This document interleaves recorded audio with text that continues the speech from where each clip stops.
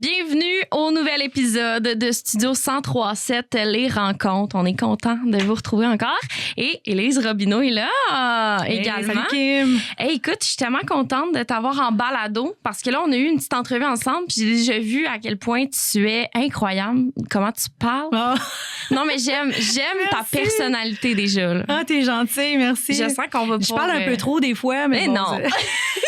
C'est fait pour ça un balado. Oui, c'est hein? ça. Là, je vais me sentir plus libre de le faire. C'est ça. On t'a connu à Starac, on l'a dit en 2003, mais je veux te ramener vraiment il y a longtemps, encore plus, dans ton enfance. Je veux savoir quel type d'enfance que tu as eu. Est-ce que tu as des souvenirs qui te reviennent? Oui, il y en a plein, mais oui. C'est-tu bien musical? Quel type d'enfance que tu as vécu? J'ai eu une très belle enfance à Montréal, donc de parents très jeunes qui nous ont eu très jeunes, mon frère et moi. Okay. Ma mère, elle chantait beaucoup. Ah. Ma mère chantait toujours. Oh. Elle chantait beaucoup, puis mon père écoutait beaucoup de musique. Donc, mon père, c'était genre, la fin de semaine, mettait la musique dans le tapis, là, puis let's go, on fait du mélange, puis tu sais. Fait que j'ai beaucoup connu la musique très jeune. Puis j'ai des photos de moi, là, tout petite, là, qui est là, puis tu vois que je suis en train de chanter, puis tout ça. Puis j'ai commencé le piano, j'avais à peine 6 ans. Là. Okay. Fait que c'est ça, je l'ai raconté souvent, mais on va le redire encore. Oui. Parce que c'est pas tout le monde qui le sait. Oui. Mais mon père, quand j'avais 5 ans, il m'a demandé, tu veux-tu prendre des cours de piano, apprendre à jouer de la musique, tout ça. Puis moi, je savais pas c'était quoi. Je dis, non, ça me tente pas. Okay. Il dit, tu vas l'essayer quand même. Il m'a comme pas obligé, mais... Ouais. Puis heureusement, aujourd'hui, je le remercie tellement. Je suis comme, merci, tu sais, papa, d'avoir fait comme, non, tu vas le faire pareil, puis tu vas y aller. Puis j'ai fait, mon Dieu, presque 10 ans de piano classique. Mais fait que ça a été une belle affaire, la musique, dans ma vie. Mon frère, lui, c'était un grand sportif. Okay. Fait qu'on le suivait dans les tournois de hockey, tout ça, tu sais. Fait que t'avais le sportif puis l'artistique. Ouais, exactement. Vous êtes deux, dans le fond? Exactement. Frère et sœur, ouais. Fait que ça a été ça pas mal. Puis, tu sais, on était très gâtés, là. Tu sais, mon père, il nous a amenés à Walt Disney. Ma mère était toujours avec nous. Elle était une maman à la maison. Tu sais, on a été très gâtés. Je dis pas qu'il y a eu aucune difficulté, mais j'ai eu une très belle enfance. Puis j'ai eu la chance d'être initiée à la musique très jeune. Là. Fait que... Tes inspirations musicales, c'était quoi, mettons, justement, en enfance, mettons? Ah, c'est une bonne question. J'ai beaucoup trippé sur Cyndi Lauper. Ah ouais? Cyndi Lauper, je l'adorais. Là, dans ma chambre, là, puis je faisais plein de moves là, devant le miroir. Ouais. Puis après ça, j'ai eu une phase un peu Madonna, très pop, très pop avec mes amis, là, tu sais, comme à... Mais c'est vraiment Cyndi, la première. Non, c'est pas vrai. La première, c'est Nathalie Simard. Ah! Ouais, quand j'étais, tu sais, comme 5-6 ans, justement. Après ça, Cyndi. Après ça, ça a été pour l'Abdo. Tu sais, vraiment Madonna, pour l'Abdo, je dansais, puis tout. Je prenais des cours de ballet de jazz, je dansais, je me prenais au sérieux, puis tout. J'étais vraiment, j'étais comme pop, là, tu sais. On adore. Puis on s'entend que je suis tellement pas comme ça, mais j'ai eu cette phase-là. Puis après ça, j'ai tombé dans les Cranberries là, à 13 ans. Ouais. Là, j'ai comme... Là, ça t'a comme... Tu sentais que ça vibrait, là. Oh mon Dieu, tellement fort. J'ai vu Linger à Musique Plus. Dans le temps, il y avait Musique Plus. Moi, j'étais une fan de Musique Plus. J'écoutais ça tout le temps. D'ailleurs, il y a un show là, qui va se refaire. Ouais. Fait que, mais écoute, j'écoutais ça, là, mon Dieu, presque. Je connaissais tous les artistes. J'ai aimé beaucoup Julie Mars aussi. J'écoutais Julie Mars. C'est cool quand même, parce que t'es très comme versatile dans ton J'écoutais plein d'affaires différentes. C'est hot. Ouais. Puis ton père, c'était les Beatles. Mon père, c'est un méga fan fini des Beatles, mais tu sais, il écoutait du Supertramp, du Tears for Fears, du Sting. Il était très à la mode, là. Oui, il écoutait des affaires anglophones plus, mais ouais, c'est ça. Très cool. Mon père aime les musiciens de talent, tu sais. Il aime les musiciens qui performent, là, tu sais. Je dis pas qu'il aime pas ce que je fais, mais tu sais, lui, il trouve que c'est trop mollo. Tu sais, lui, il aime ça du jazz, puis des affaires plus poussées, des accords. Que tu fais des affaires trop relax, genre. Il trouve ça smooth, là, tu sais. Non, mais il m'encourage. Mais tu sais, lui, il trippe sur plein de solos, plein de notes, plein d'accords différents. Il aime ça quand ça bouge beaucoup. C'est tous des grands artistes sur quoi il a trippé. Fait que c'était vraiment ça. T'étais quel genre d'enfant quand t'étais jeune? J'étais hyper gênée. Vraiment, vraiment beaucoup, là, tu sais, au point que j'étais pas capable de parler. C'est dur à croire aujourd'hui. Là, t'es... C'est comme... Ça c'est parce que t'es comme une passionnée de la vie, j'ai l'impression. J'essaye, là, tu sais. Mais tu sais, dans le sens que quelqu'un qui parle beaucoup, ça en dit beaucoup. Je pense que je suis une passionnée, point. Là, je suis une intense. Je suis une intense, fait que ça a toujours été. Mais quand j'étais petite, j'avais beaucoup de difficultés à m'exprimer. J'étais hyper gênée, fait que je bégayais. Puis je me rappelle, les exposés oraux, dans le temps, on était obligés de faire des exposés oraux. Tu sais, maintenant, je pense qu'on peut les faire en vidéo, je sais pas quoi, pour ceux qui sont gênés. Ah non, écoute, c'était complètement... Je devenais rouge. Puis là, puis je bégayais. Oh non, c'était l'enfer. Ma mère était comme... Puis je vais être chanteuse. Ma mère était comme, peut-être que tu pourrais... Tu sais, t'es super bonne, Lily, on t'aime, t'es belle, mais tu pourrais peut-être penser à faire autre chose. Moi, j'étais comme, non. Là, j'arrivais quand c'était temps. Pauvre petite. Même devant ma famille... Mes grands-parents, mes tantes, mes oncles qui m'encourageaient tout le temps. Puis tu joues ton piano encore, puis joue-nous une petite pièce, puis je veux rien savoir. Là, je disais non, je veux pas, puis j'allais me cacher. La maman était comme, tu tu veux pas tant que ça, là, faire ça. Mais c'est tellement drôle, mais qu'est-ce qui a fait qu'à 22 ans, c'est ça, je t'ai dit, bon, moi, je m'en vais à l'écran. Tu sais, je m'en vais dans la première télé-réalité musicale. Tu sais, qu'est-ce qui. C'est quoi ça, ton mais sentiment? Qu'est-ce qui est arrivé? Parce que là on parle de mon enfance, on va parler de ma vie au complet. Non, mais oui, non, mais c'est parce que je trouve que c'est une belle transition. J'y arrive. Mais qu'est-ce qui est arrivé, c'est qu'à 12-13 ans, j'ai comme fait, je suis tannée d'être gênée, puis je suis allée dans l'autre côté. Là, je disais tout ce que je pensais, tout, tu sais, là, plus de filtre. Mais c'est pas bon non plus. Tu sais, je suis une intense. Je suis une extrême. Fait que là, il fallait que j'explore l'autre extrême. Là, maintenant, j'ai réalisé, peut-être on peut pas tout dire. Là, maman, tu sais, Élise, tout se dit, mais c'est de la façon de le dire, puis il y a un moment pour le dire. Fait que là, c'était comme, OK. Là, j'avais pas de délicatesse. 0. Fait que là, quand est arrivé l'adolescence, c'est ça, là, c'était la guitare. J'ai commencé à jouer dans les bars. Je pense pas qu'elle m'en veuille, là, mais écoute, j'avais 15 ans. Non, peut-être pas 16, 17 ans. J'ai joué avec Ariane Moffat dans un bar là, à Montréal. Mon Dieu, sur le bord de la 40. Là. Ben voyons donc. Oui, on jouait jeune dans les bars. Puis c'est fou comme souvenir. Elle était déjà super bonne. Puis j'étais déjà comme, wow, t'es tellement bonne. Moi, je faisais déjà des covers de Cranberries dans ce temps-là. Fait que ça donne une idée. Mais fait que c'est ça. Fait que j'ai comme eu cette phase-là un peu de rébellion à l'adolescence. Parce que là, OK, là, j'étais une hypersensible, en fait. C'est ça que j'ai compris en vieillissant, que j'étais une hypersensible. Fait que j'ai voulu compenser en me coupant complètement. Fait que là, j'ai comme eu une espèce de phase où j'étais hyper dure, tu sais, que je disais tout ce que je pensais puis tout ça.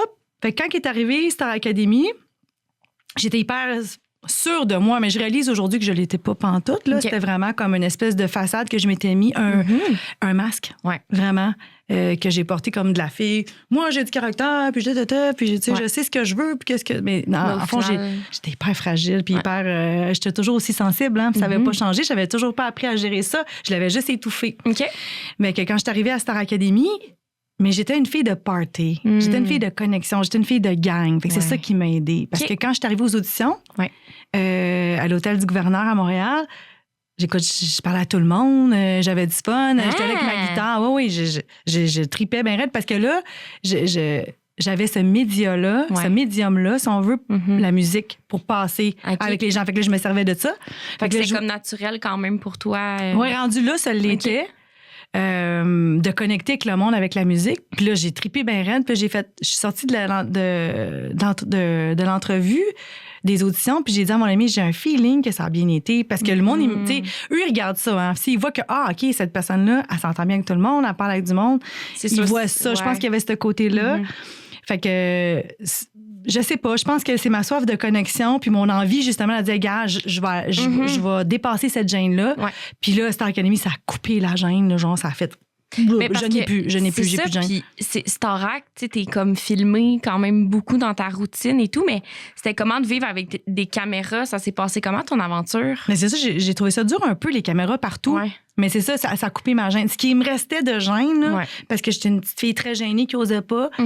Ça s'est complètement parti. Comme pas le choix. Là. Avec Star Academy, ça a fait, bon, ben là, c'est coupé, là, c'est fini. Fait que c'est pour ça que moi, la gêne, j'ai beaucoup d'empathie, là, quand je vois, tu sais, comme à l'école de musique où je travaille, je vois des jeunes qui sont gênés, puis tout ça, puis je suis comme, tu sais, c'était tellement un travail. Dans le fond, c'est un travail d'estime de soi. Mais je me rappelle plus c'est quoi ce feeling-là, tu sais, d'être gêné, là. Mais tu t'en souviens non, plus?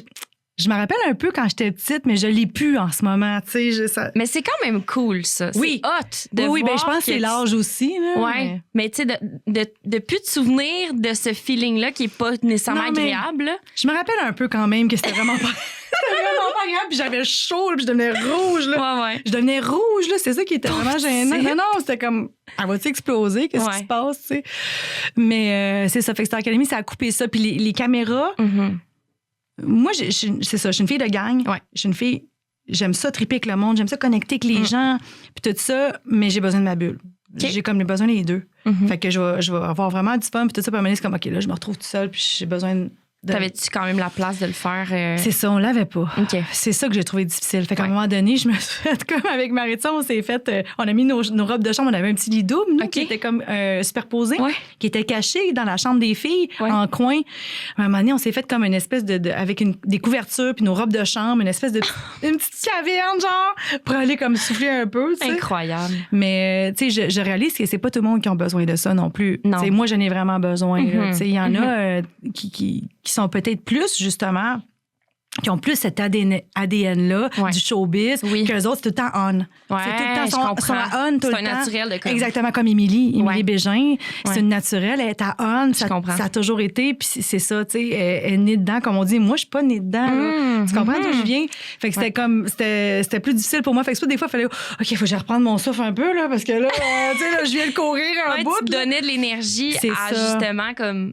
te dire, je suis en mode caméra, puis après, c'est comme, OK, il faut que j'aille souffler. C'est ça. Mais en même temps, je restais moi-même parce que j'ai jamais été capable d'être en mode caméra. Ça, c'est un autre problème que j'ai.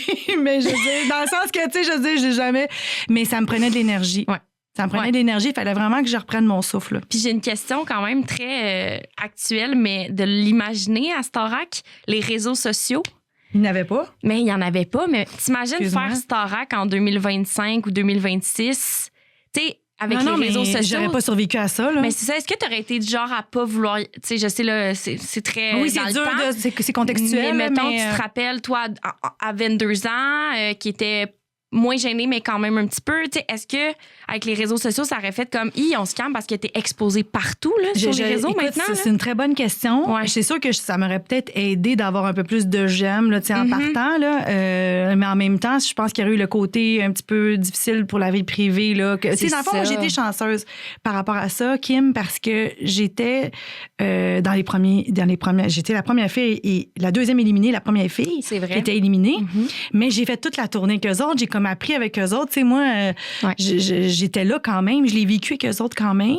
Mais j'ai pas vécu le côté vraiment comme un peu moins le fun de la popularité que j'ai vu mes amis avoir. Je comprends. Parce que je l'ai vu. Tu sais, j'ai vu Marie-Hélène se faire que les gens couraient après. Puis, tu sais, mais c'était comme là, c'était déstabilisant. Surtout que tu rentres à Starac comme une personne. Puis Marie-Hélène était tellement sweet. Mais elle était tellement douce. Puis elle voulait tellement comme, ben non, mais il veut me parler, il faut que j'y aille. Puis à un moment donné, c'était comme, non, Marie-Hélène, on peut pas, tu sais, il faut y aller, là, tu sais. Elle se faisait arrêter partout. Mais moi, je passais incognito, tu sais. Fait que j'ai comme eu, tu sais, même Émilie, à un moment donné, il y avait quelqu'un qui avait volé sa gogoune pendant qu'on était dans le magasin. Tu sais, moi, j'ai jamais eu ce genre d'affaires-là. Puis en même temps, je veux dire... Mais tu recherchais pas ça nécessairement. Non, c'est ça. Mais tu sais, même pour te donner une idée, mais en même temps, j'ai eu la chance de vivre le bon côté sans vivre le mauvais côté. Je sais pas comment dire. Oui, je comprends. Puis tu sais, pour te donner une idée, on a fait 14 représentations au Centre Bell. Puis c'est arrivé plusieurs fois que je sortais du show au Centre Bell puis j'allais prendre le métro. Puis c'était... Le monde me regardait, mais c'était comme... Je te jure. Souvent. Puis j'étais hyper maquillée toute, là. Mais le pire, c'est que... Le monde était comme... Je me faisais regarder un peu, mais c'était comme... Pas sûr. Mais c'est spécial. Oui, mais c'est ça. J'étais moins longtemps à la télé. Ouais, peut-être. J'étais moins connue. Mais en même temps. Non, je passais incognito. Puis Martin aussi. Martin, qui a été finaliste. Oui. Que j'adore, qui est tellement fin. Puis il me disait ça parce que je parlais de ça.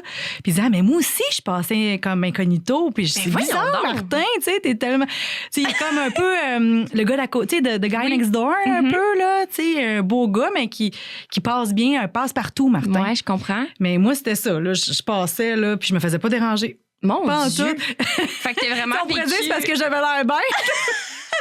Le monde avait peur de moi. Pas dit pas, elle. Oui, c'est ça. Elle est froide, là. Elle a l'air bête. Mais dans le fond, tu as vécu le bon côté de Starac, d'apprentissage, de la carrière, de la tournée et tout. Ah, c'était fou. Il y avait des villes, on arrivait, là, il y avait des files d'attente. Là. Hey, ça, là. Moi, je passais, salut! Là, si mettons, Marie-Hélène ou Wilfred passaient, moi, je venais juste de passer sans problème, tu sais.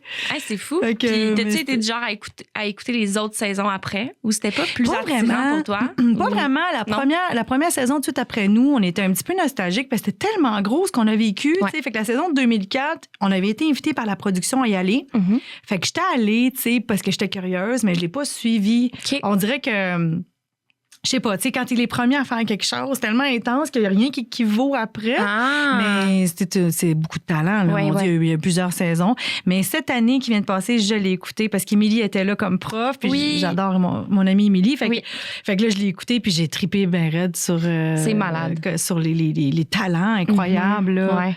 Mia, mon Dieu, c'est incroyable, un talent comme ça. Elle peut pas faire autre chose. Tellement jeune en plus. Elle peut pas faire autre chose dans la vie. Non. Elle ne peut pas faire autre chose dans la vie. Mm-hmm. Trop incroyable. Ouais. Elle a une voix, une maturité dans sa voix d'une femme qui a fait ça toute sa vie. Oui, c'est ça. Elle m'a vraiment... Puis moi, je te dis, je suis quand même difficile. Je suis quand même chialeuse. Et je critique. Ça m'a vraiment impressionnée. Tellement je l'avais montré à mon chum. Viens voir. Je capotais sur elle. Puis tous les talents aussi de cette année. Ouais. Fait que j'ai eu du plaisir. Je l'ai pas suivi tous les épisodes, là, mais là, j'ai trippé. Puis c'est le fun aussi. J'ai trouvé que c'était un peu plus positif. Il les encourageait beaucoup sur leurs forces. Ouais. Je dis pas que nous, on n'a pas eu d'encouragement sur nos forces, mais c'était un petit peu plus compétitif, un petit peu malgré qu'on était une super belle gang. Ouais. Mais il y avait beaucoup de... Tu sais, ça marche pas, là. Okay. Ça, là, ça travaille. C'était plus dans le point constructif. Tu sais, au lieu de dire, hey, ça, c'est ta force, là, on va le booster. Moi, je trouve que c'est plus comme ça qu'on va aider à parce que à booster la confiance en soi des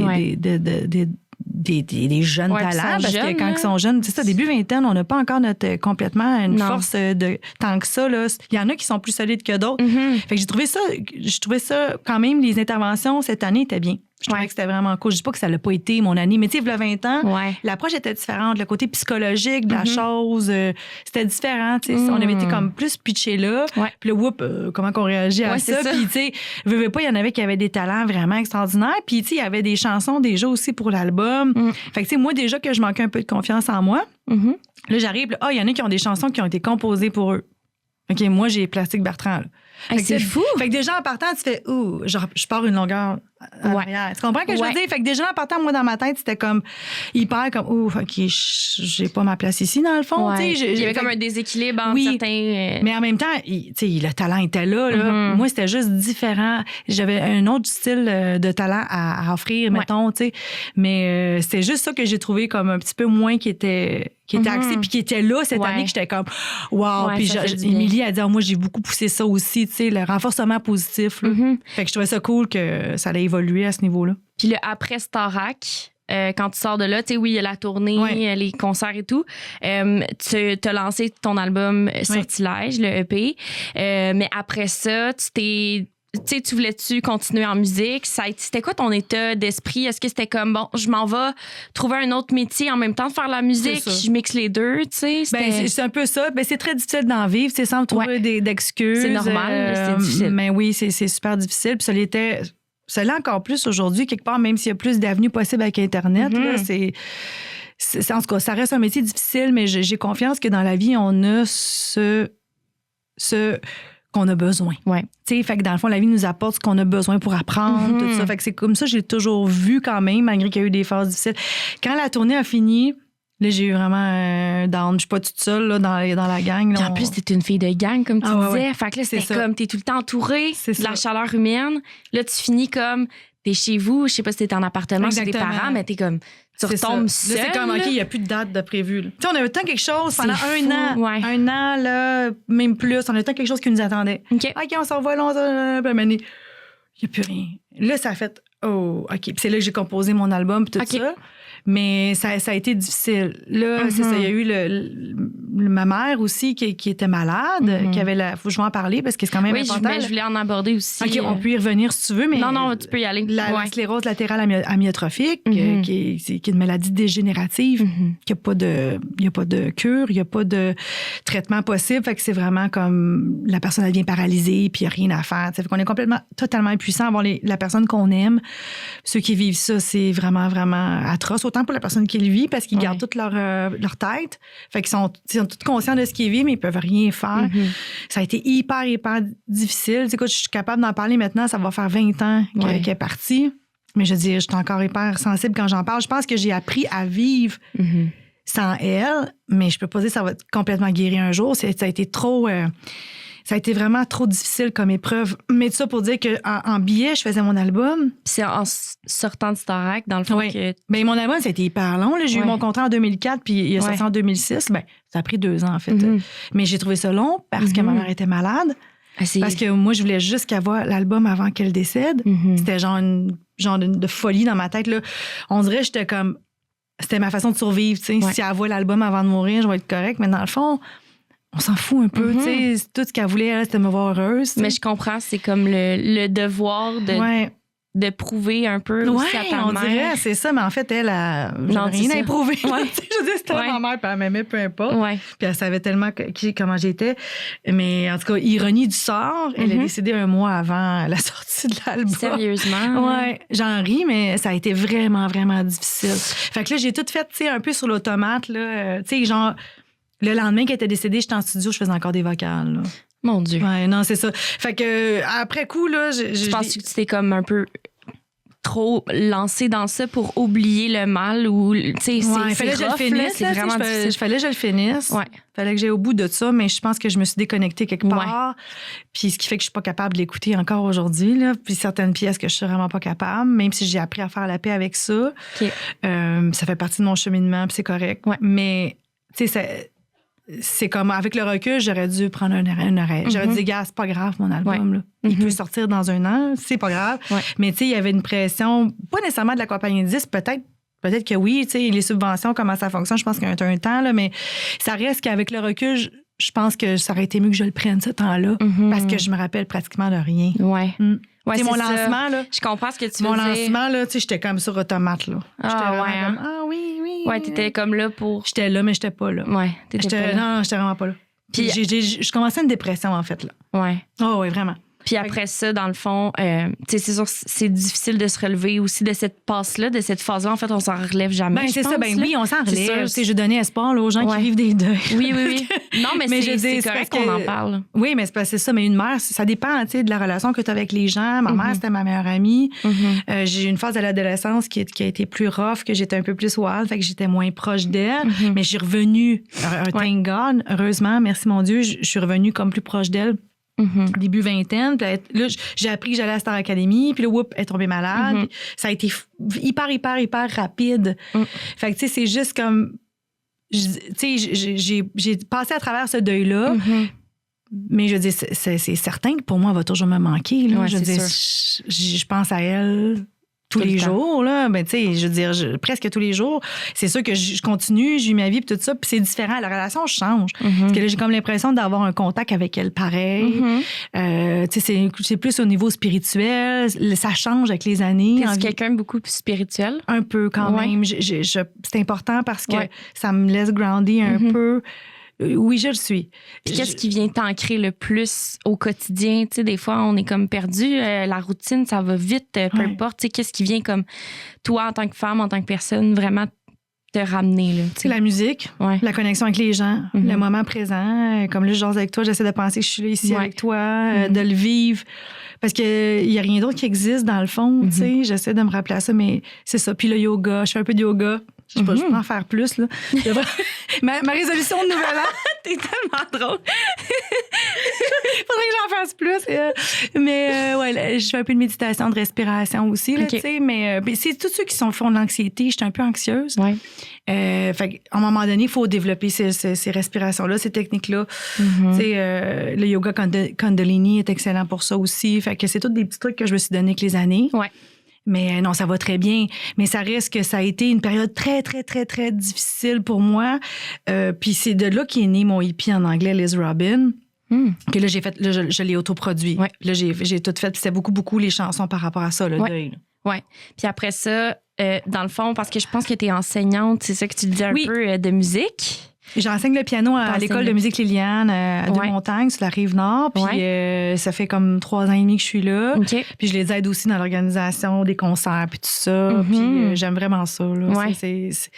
Je me suis dit, tu sais, ça me donne l'occasion de vivre de la musique puis de voir des gens. J'aime ça voir des gens. Fait que c'est comme le meilleur des deux mondes. Puis je suis encore graphiste aussi de la maison à temps partiel. Là. Fait que je jongle un peu avec tout ça, mon hommage, mes projets personnels, l'école, puis le graphisme. T'es très artistique au final dans toutes les sphères vraiment de tes métiers. T'es multimétier, mais... Mais c'est ça, mais souvent maintenant, les musiciens ils doivent comment on dit, multidisciplinaire. Là, on est comme un peu rendu là. Ceux qui font que ça, c'est merveilleux. Mais quand on peut pas, ben on essaie de joindre d'autres affaires qui nous passionnent à côté. Fait que c'est ce que j'ai fait. Fait que pour l'instant, ça me convient. Là. Puis ce qui est le fun, c'est que j'ai l'impression que tu gardes un côté vraiment solo dans ta carrière, tu sais, mettons justement ton nouvel album, mais aussi, tu sais, ton côté carriériste de je veux avoir, tu sais, je vais être enseignante et tout, mais t'as ton côté aussi avec un band, ben, que tu gardes quand même le côté de gang, tu sais. Oui, puis c'est très cool. Oui, puis je donne les cours de band aussi à l'école. OK, en plus. Mais j'ai fait ça toute ma vie. T'es très impliquée au final. Mais j'essaie, tu sais. Mais oui, c'est ça, j'essaie de garder toutes ces sphères-là nourries, là, tu sais, puis le band, l'hommage, tu sais. Je me dis, crime, c'est le fun. Il y a encore des gens qui veulent entendre du Cranberries. Tu sais, nous, on le fait bien, on le fait depuis longtemps. On a encore des demandes. Tu sais, fait que pourquoi pas? Vraiment. Puis j'ai du plaisir à le faire. C'est d'autres choses. Là, c'est plus la bête de scène, Élise. Tu sais, quand je fais mes compos, je suis plus dans l'introspection, dans le... Là, ton père doit aimer ça, les Cranberries. Oui, il aime ça bien. bouge plus. Ça, oui. Il est venu me voir souvent. Ah ouais. Fait que c'est ça. Fait que ça vient nourrir un peu Élise, la bête, là, qui a un peu plus d'énergie. Fait que c'est ça. Ça se complète bien, je pense. Je suis curieuse de savoir aussi ton processus créatif. Tu sais, des fois, il y a des artistes qui c'est toujours le même rituel, le même lieu, même méthode d'esprit. Toi, c'est quel type... t'aimes ça? Quand je marche, beaucoup. Quand je marche, il y a des mélodies qui me pop-up. C'est souvent la mélodie, moi, en premier. Puis là, ça tourne dans ma tête. Puis là, je vais ajouter des paroles. C'est vraiment comme ça que la connexion avec la nature, là, on sous-estime ça, mais c'est tellement important. Oui. Tu sais, d'avoir vraiment ce contact-là, de respirer. Moi, c'est là que nos inspirations puis notre canal de création s'ouvre. C'est vraiment à travers la nature. Puis mon chum pourrait vous en parler. Là, il m'en parle souvent de ça, mais c'est vraiment important. Fait que j'essaie de garder ça, puis je le vois que ça fonctionne. Pour moi, ça fonctionne, en tout cas. C'est quand la dernière fois... Là, on est en podcast, là, on peut pas vraiment être dans le temps, là, mais la dernière fois que tu t'es le plus surprise de toi-même dans ta création? Wow! Ben écoute, je pense que ce serait mon dernier lancement. Ouais. Le lancement que j'ai fait à l'Hurlu en octobre. Tu sais, je veux dire, j'étais pas nerveuse. J'étais comme, je sais pas, il s'est passé de quoi? C'était comme dans une ancienne église en plus. C'est une ancienne église de 1830, là, tu sais, il y a du vécu là-dedans, là, puis c'est vraiment comme hyper chaleureux, puis tout ça. Puis on dirait, là, justement, là, j'avais l'impression de flotter. J'avais l'impression de voler, là, j'étais comme, vraiment, c'était le moment que je me suis dit, oh, moi, j'ai vraiment bien fait ça. Tu sais, mes interventions pourraient être à travailler parce que des fois, je parle trop. Ça fait tellement rire. T'es tellement sérieuse et spirituelle et là, tu lances toujours une blague. Non, mais c'est vrai, là, j'étais comme, mais c'est vrai, c'était full intense. Mais je lançais une craque de même, tu sais. Fait que ça, c'est peut-être à travailler, mais j'ai vraiment senti. Hey, puis on parle de spiritualité. Là, j'adore ça. Mais j'ai vraiment senti, je te dis, là, j'avais l'impression que j'étais suspendue dans les airs. Je te jure, Kim. J'étais là, puis je jouais, là, puis j'avais l'impression que les pieds. T'étais élevée, en fait. J'étais vraiment, là, j'étais comme, my God. Oh, alléluia. T'étais vraiment à la bonne place, sûrement, au bon moment. J'étais vraiment dans un moment que je vais me rappeler toute ma vie. Toute ma vie, c'est là. Puis ma mère était là. Puis, écoute, tout était là. C'était comme, fait que c'est ancré là. Puis, tu sais, j'ai même pas tant de photos que ça. J'ai des photos de la prestation un peu, mais j'ai pas de photos avec les gens, tout ça. Mais toi, j'ai gardé ça plus Ouais, pour toi, oui, ton expérience aussi. C'est ça. Mais c'était plein. Ouais. Toute ma famille, mes amis, tout le monde était là. C'était comme une espèce de communion. C'est touchant. Oui, Vraiment. les gens sont venus me faire une belle preuve d'amour, puis je l'ai tellement apprécié. J'ai eu beaucoup de gratitude, puis je leur ai dit, là, c'était comme, wow, je vais me rappeler de ça toute ma vie. C'est Je sais comment je peux mourir maintenant, c'est vrai. Je peux partir en paix. Mais pour moi, c'était un apogée. Il y en a qui vont dire, ah non, c'était le Centre Bell, là. Ouais. Mais pour moi, c'était comme, c'était ça. Là. Ah non, c'était là. Mais c'est le fun parce que j'ai l'impression dans tout, ben en fait, à date de tout ce que tu as dit, t'as encore une fois vraiment une belle évolution, je trouve, parce que ça a été comme un côté très show business au début, très intense, puis un peu partout. Mais là, j'ai l'impression que tu reviens à toi-même, tu fais les choses pour toi. C'est ça. Sans être selfish, c'est pas ça le but, mais non, tu fais les trucs pour toi. T'as tout compris, puis c'est ça que j'essaie de faire. Puis en même temps, ça a l'air anodin, tu sais, bon, elle le fait pour elle, mais oui. Mais oui. Tu sais, je veux dire, on est là pour ça quelque part. Vraiment. Puis tu sais, je veux dire, ceux qui créent, là, tu sais, pourquoi pas, ouais, mais ça sert à rien. Non, ça sert toujours à quelque chose, ce qu'on crée, puis on est là pour créer, tu sais. Puis moi, je me dis, c'est ça que je suis capable de faire. C'est ça que je suis capable de faire. Fait que je vais le faire. J'ai encore quelque chose à dire. J'ai encore d'inspiration. J'ai encore du plaisir à le faire. C'est important. C'est pour ça que je suis encore là. Après toutes ces années. C'est pour ça que je suis là. Elle est encore là, elle. Mais oui. Qu'est-ce que tu veux? J'ai des questions un peu plus décontractées, funky pour toi. Quel trait de personnalité surprend le plus les gens? Tu sais, quand ils apprennent à te connaître. Mais je pense que c'est peut-être un peu ça. Là, ce que tu me disais que je vais lancer une blague par rapport à ma année. Je suis super intense. Je suis surprenante, en fait. Je suis surprenante. Je pense que c'est ça. Je suis quand même assez colorée comme personne. J'ai un bon sens de l'humour. Mais c'est peut-être pas tout le temps évident quand on me rencontre. Là. Ouais. Puis, si tu pouvais participer à une autre télé-réalité, OK? My God. Rendu... Moi, là, j'ai déjà rêvé qu'ils refassent comme avec la gang de 20 ans. Tu sais, genre, OK, on a fait le 20 ans aussi quand même. Là. Wow. Oui. T'sais, on a fait le 20 Ça s'est-tu bien passé? C'était extraordinaire. Ouais. Surtout à Montréal, à Québec, c'était cool aussi, mais c'était comme le deuxième soir. Fait qu'on dirait, puis il y avait eu à cause des réseaux sociaux, il y avait eu des images qui avaient passé. Fait que là, le monde savait un peu plus à quoi ça Un peu moins de frénésie dans l'air. Oui, parce que quand tu sais, OK, ça a l'air de ça, t'as un peu plus d'idées, bref. Mais la première soir, c'était comme, oh mon Dieu, c'était vraiment quelque chose. Fait qu'on était très chanceux. Mais tu sais, imagine, si on reviendrait aujourd'hui, tu sais, tout en quarantaine, avec toutes nos personnalités, parce qu'on est toutes hyper des personnalités fortes quand même. Ouais. On est toutes hyper colorées. Imagine. Êtes-vous encore super tissé serré ou. Ben, on s'est retrouvés beaucoup. avec la vie et tout, là, mais... Ben, tu sais, ouais, ça va vite, là, tu sais, mais je veux dire, on s'est retrouvés beaucoup à cause du 20 ans, mais l'année passée, JF a fait partie du podcast. Fait qu'il y avait certains d'entre nous qu'on s'est vus beaucoup. Ouais. Fait que, tu sais, on reste... Le lien est là. Ouais. Tu sais, je veux dire, même si on se parle pas tous les jours, tout ça, c'est bizarre, on sent qu'on est liés, pareil. C'est comme... Il y a quelque chose qui se passe quand on se voit, puis on l'oubliera jamais. Fait que je sais qu'on va se revoir dans le temps. Tu sais, c'est sûr. Fait qu'à un moment donné, on va faire un party chez Émilie ou whatever. Tu sais, je le sais, là. C'est tellement cool. Oui. Ça reste quand même une gang pour la vie, mettons. Là. Ah oui, puis tu sais, je veux dire, même quand j'ai fait mon lancement, j'ai reçu plein de bons mots. Je les ai invités, mais il y en avait qui pouvaient pas. Puis, tu sais, je sens qu'on est quand même connectés. Ouais. Là, Martin, tu sais, il a demandé, il y avait une de ses amies qui a un cancer, puis que je pense qu'il restait pas beaucoup de temps. Tu sais, c'est comme, wow, là, c'est fou quand tu penses à ça que... Il y en a là, qui vivent des choses en ce moment hyper difficiles, tout ça, comme il y a beaucoup de cancers, de maladies, tout ça. Puis t'es comme, pouvez-vous prendre, il est écrit dans le groupe, pouvez-vous prendre 5 minutes, faire une petite vidéo pour elle? Tout le monde l'a fait. C'est touchant, pour vrai. Tu sais, tout le monde l'a fait, puis j'étais comme, wow, il y a personne de trop occupé pour faire non, tu sais. Je sais pas, il y a quelque chose que... Vous restez quand même des humains à la base très comme connectés aussi entre vous. Je pense que oui. Je suis peut-être naïve, je sais pas, mais je sens vraiment qu'il y a un lien invisible. C'est drôle à expliquer. C'est drôle à expliquer, mais c'est là à vie. Là. Ouais. Puis, j'ai répondu à ta question. Oui. Ben oui, ça serait de faire une télé-réalité, mais plus nostalgie de 20 ans. Non, mais ça serait puis tu préfères plein de bisbis puis d'affaires, parce que tout le monde a du caractère. J'adorerais voir ça. Ouais, vraiment, là.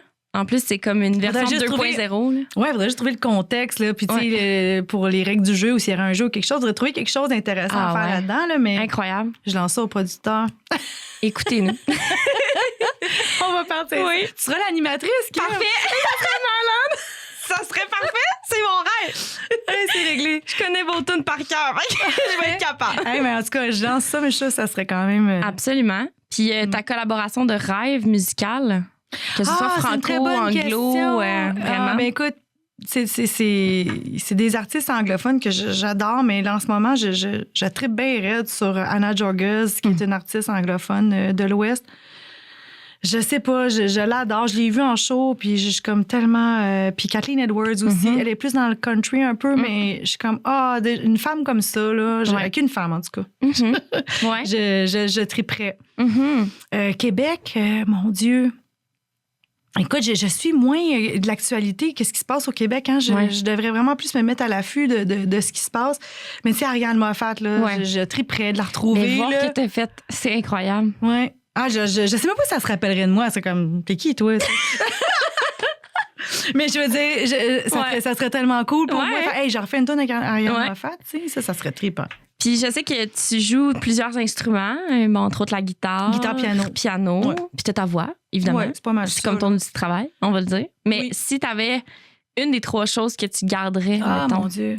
C'est difficile de faire un choix. Ça serait le chant, je pense, parce que le chant, c'est connecté avec notre âme, avec notre être. Puis c'est vraiment thérapeutique, chanter. C'est même ceux qui savent pas chanter, parce que ça s'apprend, là, mais je veux dire, il y a vraiment quelque chose qui se passe au niveau du corps qui vient comme guérir des choses. Moi, je crois à ça. Là. C'est pour ça qu'il y avait des chants ancestraux, puis tout ça, là, puis des prières, puis tout ça. Il y a quelque chose au niveau de la vibration qui se passe. Juste quand on fait un yoga, puis ça vient chercher la vibration. Exactement, ça vient apaiser, ça vient guérir, puis tout ça. Fait que je pense que je pourrais pas vivre sans ça, honnêtement. Puis quand je suis heureuse, je chante. Tu sais, je vais chanter plein de niaiseries, je chante des tunes à mon chat tout le temps. C'est naturel, dans le fond. Oui, c'est ça. Fait que si tu vois Élise qui chante pas, puis j'ai toujours fait ça, même jeune, là, petite, je chantais tout le temps. Fait que Élise qui chante pas, c'est bizarre. Ouais, elle fait le pot. Ouais. Laisse-la tranquille, là. On va aller avec elle chante. Ben écoute, c'est terminé pour le podcast. Déjà? Mais si jamais on veut te suivre, j'imagine. EliseRobineau.com. Oui. Je suis aussi sur Facebook, Instagram, mais tout est sur ma page. Les réseaux sociaux. Hey, ça m'a fait plaisir de te recevoir. Mais tellement, merci. Vraiment. C'était vraiment le fun. Merci à toi. Merci d'avoir participé donc, à cet épisode-là de Studio 103.7 Les Rencontres. Puis à une prochaine fois. Peut-être dans l'émission. Oui, pour notre émission, que tu vas être l'animatrice. C'est un rendez-vous. Oui. Merci, Élise. En 2028. OK, merci. Radio Acton 103.7.